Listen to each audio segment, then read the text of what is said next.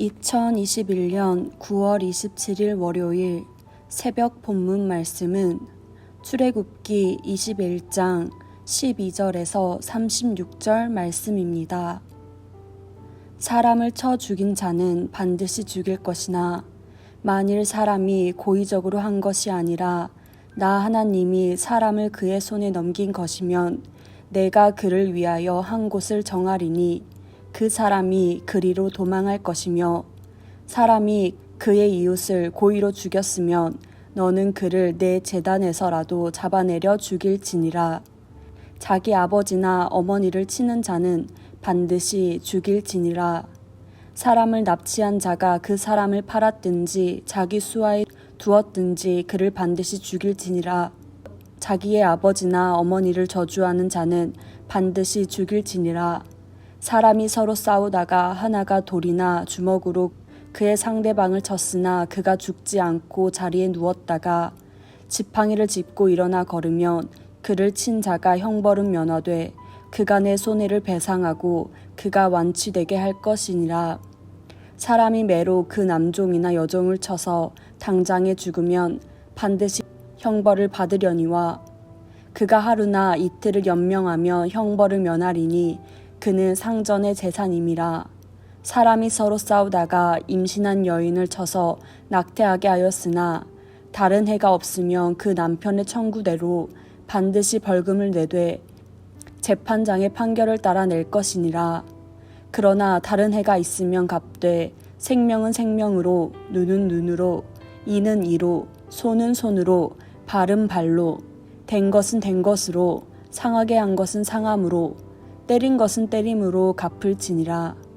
사람이 그 남종의 한 눈이나 여종의 한 눈을 쳐서 상하게 하면 그 눈에 대한 보상으로 그를 놓아줄 것이며 그 남종의 이나 여종의 이를 쳐서 빠뜨리면 그 이에 대한 보상으로 그를 놓아줄지니라. 소가 남자나 여자를 받아서 죽이면 그 소는 반드시 돌로 쳐서 죽일 것이요 그 고기는 먹지 말 것이며 임자는 형벌을 면하려니와 소가 본래 받는 버릇이 있고 그 임자는 그로 말미암아 경고를 받았으되 단속하지 아니하여 남녀를 막론하고 받아 죽이면 그 소는 돌로 쳐서 죽일 것이고 임자도 죽일 것이며 만일 그에게 속죄금을 부과하면 무릇 그 명령한 것을 생명의 대가로 낼 것이요 아들을 받든지 딸을 받든지 이 법규대로 그 임자에게 행할 것이며 소가 만일 남종이나 여종을 받으면 소 임자가 은 30세겔을 그의 상전에게 줄 것이요 소는 돌로 쳐서 죽일지니라. 사람이 구덩이를 열어두거나 구덩이를 파고 덮지 아니하므로 소나 나귀가 거기에 빠지면 그 구덩이 주인이 잘 보상하여 짐승의 임자에게 돈을 줄 것이요 죽은 것은 그가 차지할 것이니라. 이 사람의 소가 저 사람의 소를 받아 죽이면 살아있는 소를 팔아 그 값을 반으로 나누고 또한 죽은 것도 반으로 나누려니와 그 소가 본래 받는 버릇이 있는 줄을 알고도 그 임자가 단속하지 아니하였으면 그는 소로 소를 갚을 것이요 죽은 것은 그가 차지할지니라. 아멘. 성도 여러분 반갑습니다. 2021년 9월 27일 월요일입니다. 오늘은 정말 오래간만에 교회 본당에서 설교를 녹화합니다.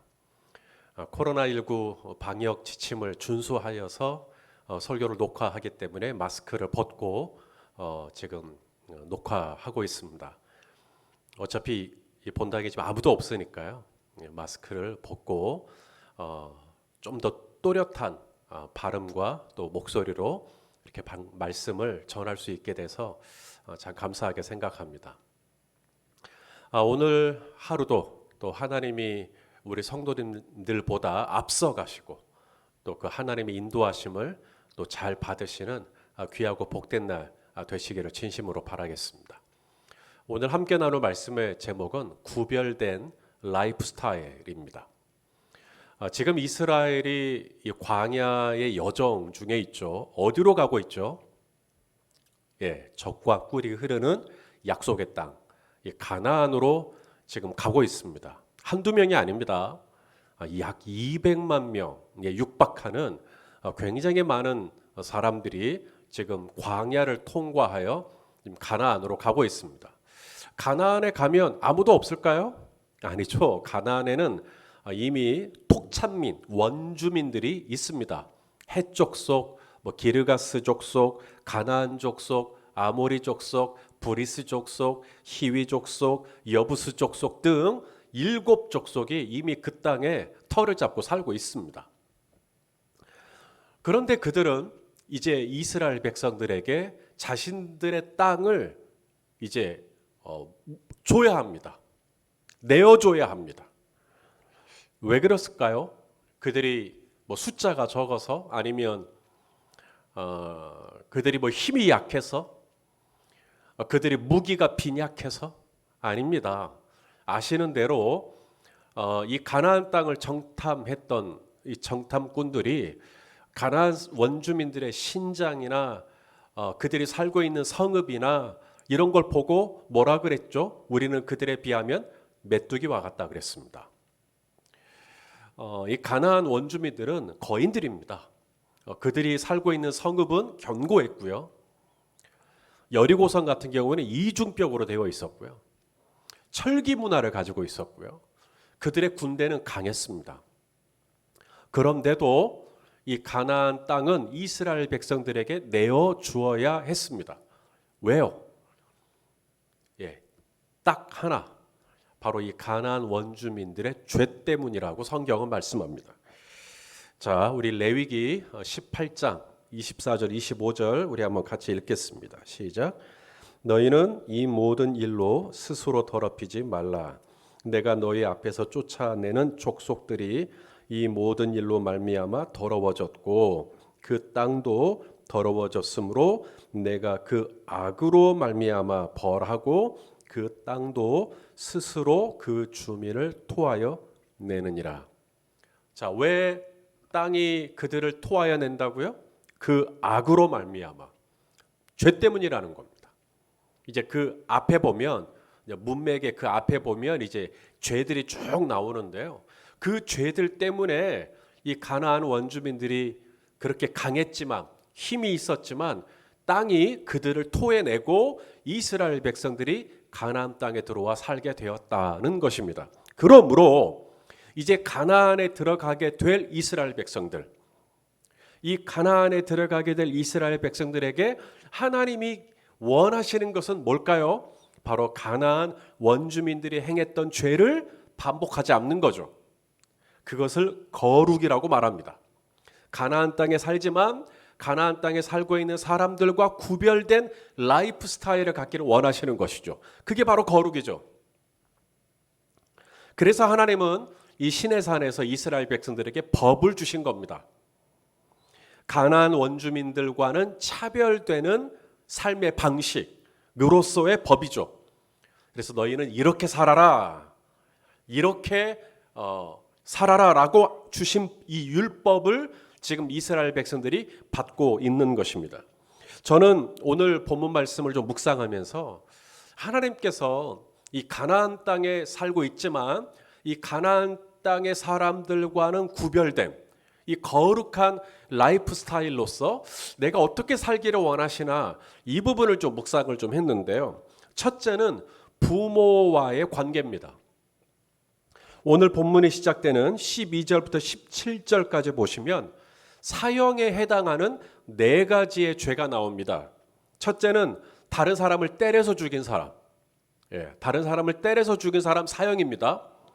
그 다음 두 번째는 아버지나 어머니를 때린 사람이에요. 아버지나 어머니를 때리면 사형입니다. 그리고 세 번째는 누군가를 납치하는 거예요. 유괴하는 거죠. 그리고 인신매매, 누군가를 팔아버린 겁니다. 그래도 사형입니다. 네 번째가 뭐냐면 어머니나 아버지 중에 누구라도 저주하는 사람, 욕하는 사람, 아버지와 어머니에게 욕을 해도 사형입니다. 이처럼 4가지의 사형에 해당하는 이 항목을 이야기할 때 2번 반복한 게 바로 부모와의 관계죠. 아버지나 어머니를 저주하면 안 되고요. 아버지나 어머니를 때리면 안 됩니다. 이를 통해서 우리가 알 수 있는 것, 하나님은 이스라엘 백성들이 가나안 땅에 살면서 가나안 사람들과 구별되는 라이프 스타일로서 이 뚜렷한 차별된 구별된 이 삶의 모습이 어디서 구현되기를 기대하시냐면 바로 가정에서 구현되기를 원하신다는 것을 알 수가 있습니다. 우리는 흔히 교회가 거룩해져야 한다고, 그리고 교회는 거룩한 곳이라고, 그래서 성전이라고 말을 하기도 합니다. 예, 교회가 거룩하면 좋죠. 그런데 하나님이 원하시는 이 거룩은 어떤 집회 장소만 거룩해지는 걸 원치 않아요. 하나님이 원하시는 거룩이 완성되는 가장 기초적인 베이스의 현장은 바로 여러분의 가정입니다. 우리가 다 예수 믿고 세상에 살지만 우리가 이 세상에 살면서도 세상과는 구별되는 라이프 스타일을 어떻게 살 수 있을까?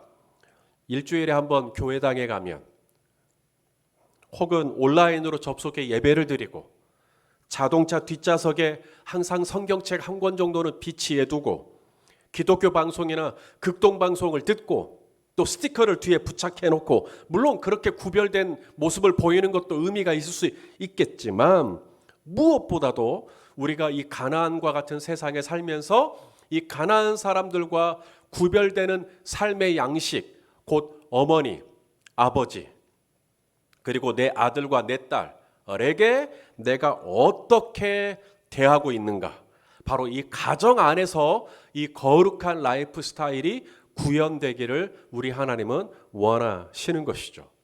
어떻게 해야 될까요?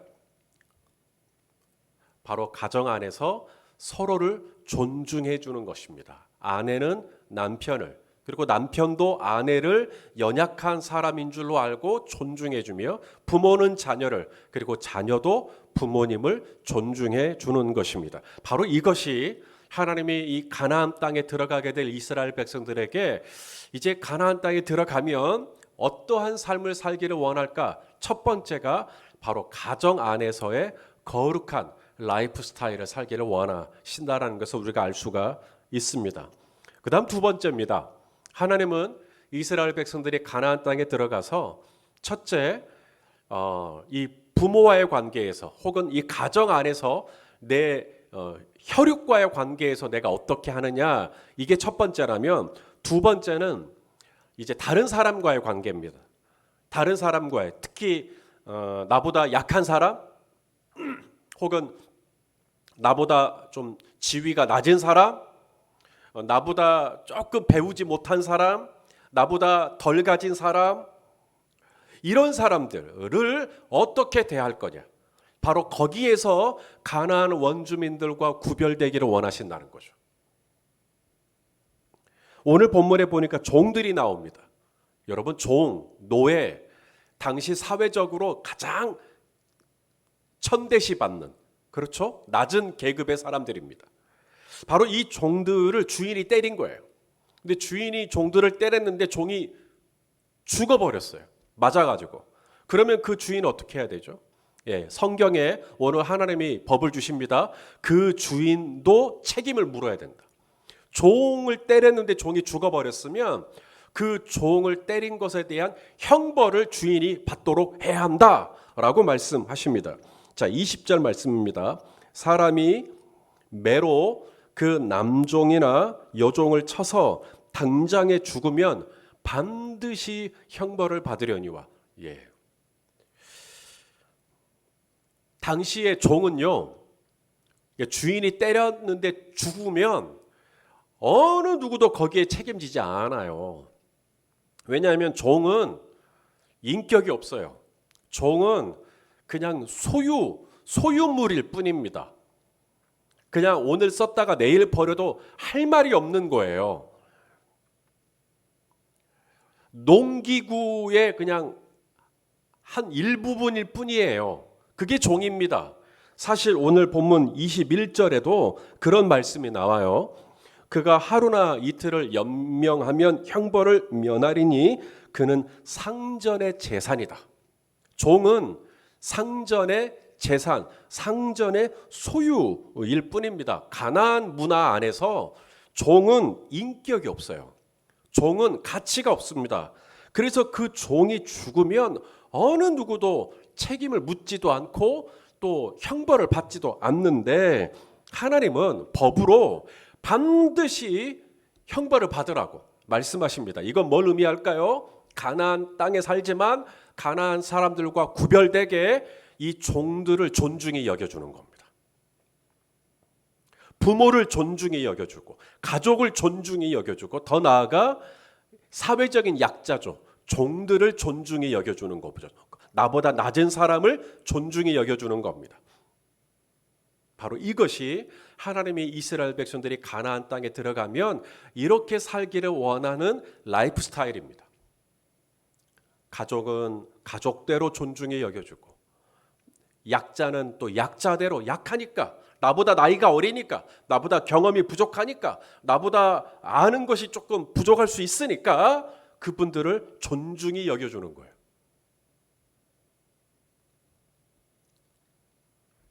하나가 더 있습니다. 마지막, 다른 사람의 생명도 소중히 여겨야 하는데요.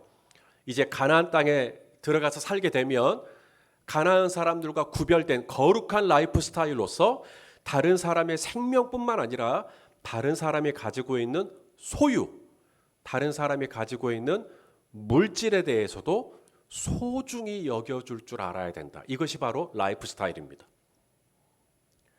자, 내가 키우는 소가 한 마리 있는데 이 소가 이웃의 소를 받아버렸어요. 그리고 이웃의 소가 죽어버렸네요. 그러면 내 집에 있던 이 소를 어떻게 하면 좋을까요? 오늘 그 말씀을 하시는 겁니다. 내 이웃의 소를 받아가지고 죽었으면 내 소를 팔아야 돼요. 내 소를 팔아서 이제 값이 생기겠죠. 그 값을 2등분 해가지고 그 이웃에게 변상을 해주는 겁니다. 그것이 하나님의 법입니다. 내가 이웃의 소유, 이웃의 재산, 이웃의 물건에 해를 입혔으면 내가 끝까지 책임을 지는 라이프 스타일.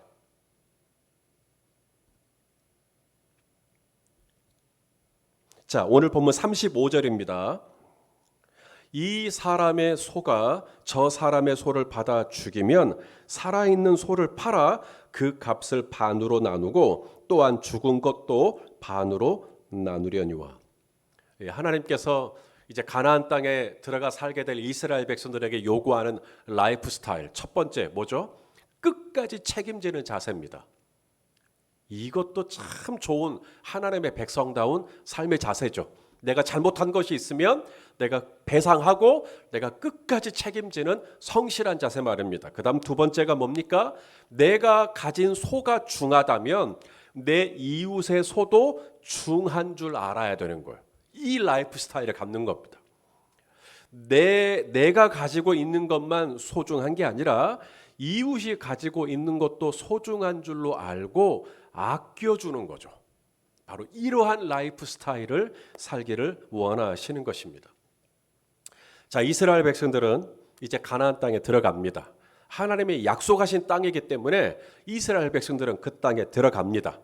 그 땅에 들어가는데 하나님께서 이스라엘에게 요구하는 것 딱 하나예요. 내가 거룩하니 너희도 거룩하라. 거룩은 뭡니까? 어떤 옷을 입는 게 아니라 어떤 목소리를 위장하는 것도 아니라 거룩은 구별된 삶을 살아내는 겁니다. 그 땅에 살고 있는 이 토착민, 이 원주민들과는 구별된 라이프 스타일을 사는 것이죠. 그 첫 번째, 그 라이프 스타일에 구현되는 장소가 가정입니다. 이 가정이 남편과 아내의 모습, 또 부모와 자녀의 모습이 달라요. 세상과 달라요. 바로 그렇게 살기를 원하시는 것이죠. 그래서 이 가족의 모습을 보면 서로가 서로를 막 배려해요. 서로가 서로를 친절히 여겨줘요. 서로가 서로를 높여줘요. 존중히 여겨준단 말입니다. 무시하지 않아요.